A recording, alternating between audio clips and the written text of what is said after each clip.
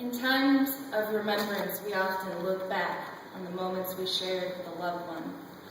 But as I look forward, I see my Father, because with every breath I take is the strength he gave me, and with every exhale, his love. Love. See, my Father valued love. I mean truly valued love, and through that, the bond that unites us as family.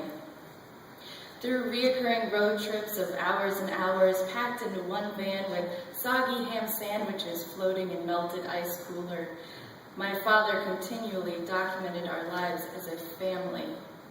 Birthday party, Chinese fire drills, and toilet paper gummy wraps. He always engaged with wit and charm.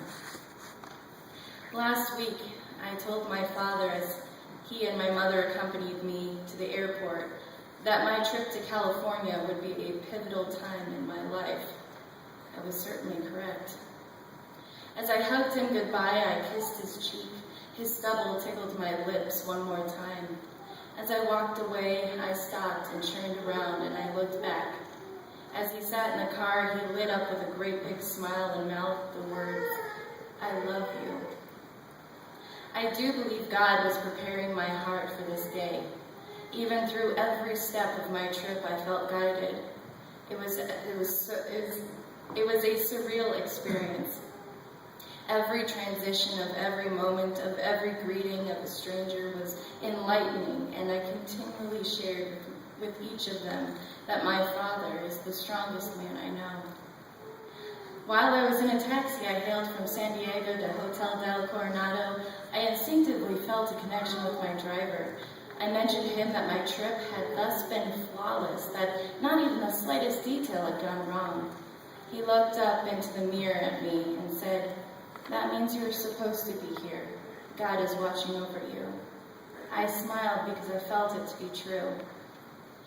See, our lives are like flip books, quickly churning. We preserve the moments with photos and pages and a video, and with each word, a visualization of the emotions we depict. With each photograph, we feel the energy still inlaid in each page of the moments left in time, connecting our minds like portals to the emotions we remember.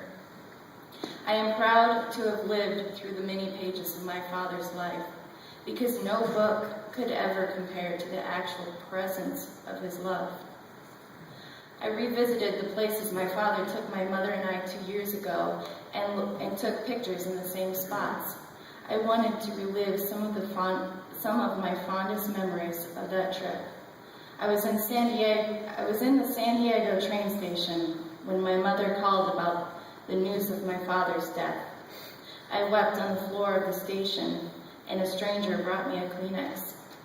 After I gathered my emotions, I went to the restroom where I stared at my reflection, re-acknowledging that I was still Daddy's little girl. The gal that slipped me the Kleenex stood beside me as she washed her hands.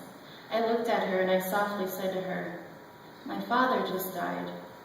And one of the things he would tell me is not to spend so much of our time and energy worrying about something that we cannot change, because the outcome is inevitable. Don't worry." Her eyes grew soft and they glistened as she smiled at me. It was then that I realized that I desired to carry on the beauty my Father instilled within me, to share the beauty in the lessons he taught me. How then could I ever regret anything? My Father instilled a foundation of harmony within each of us children. It means the world to me to know that my Father saw me at my best, and that he was proud of me. Though he has passed away, his soul lives on. I'm sure he's up there staying alive with Bee Gees' Robin Gibb, who also passed away Sunday, throwing down some disco moves, as that was my father's passion. My father, a humble man, who lived a fulfilled life, and who lives in my heart and those he has touched. I love you, Daddy.